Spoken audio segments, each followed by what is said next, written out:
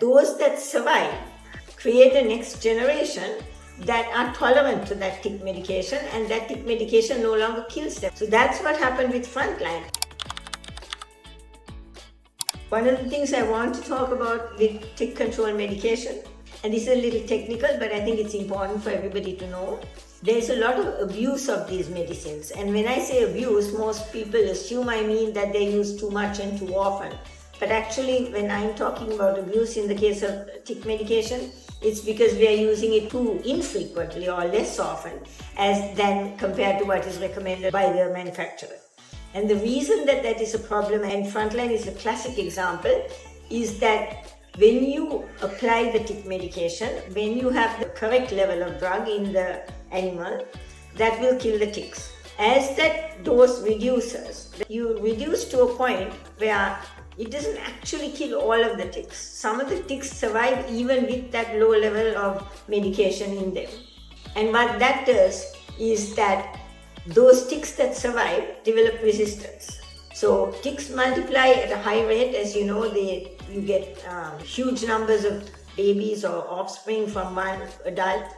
And so they are able to genetically mutate, to change their genes in such a way that those that survive the low level of the tick medication create a next generation that are tolerant to that tick medication, and that tick medication no longer kills them as effectively as it used to. So that's what happened with Frontline. People, initially when Frontline first came on the market, it was extremely effective.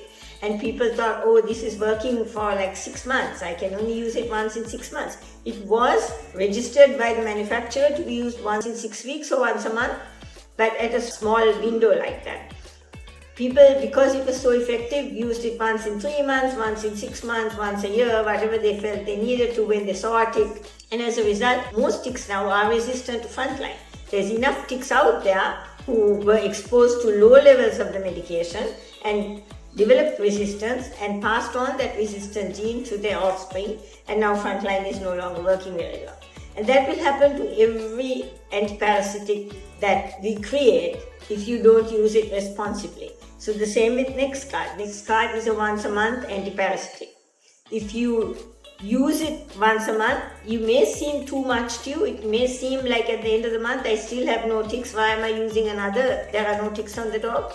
But the fact is, if you do that, you're having low levels of the drug in your dog, and there will be some ticks that survive that. And those ticks will produce a whole generation of ticks that are no longer responsive or no longer killed by NexGard.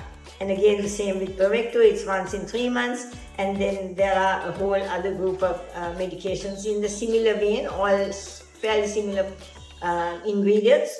And they work in slightly different ways and for slightly different periods of time. But whatever it is you choose, read about it, understand how it works, understand if that's the appropriate one for your family and for your doggies and cats, and then use it as instructed rather than randomly as you want.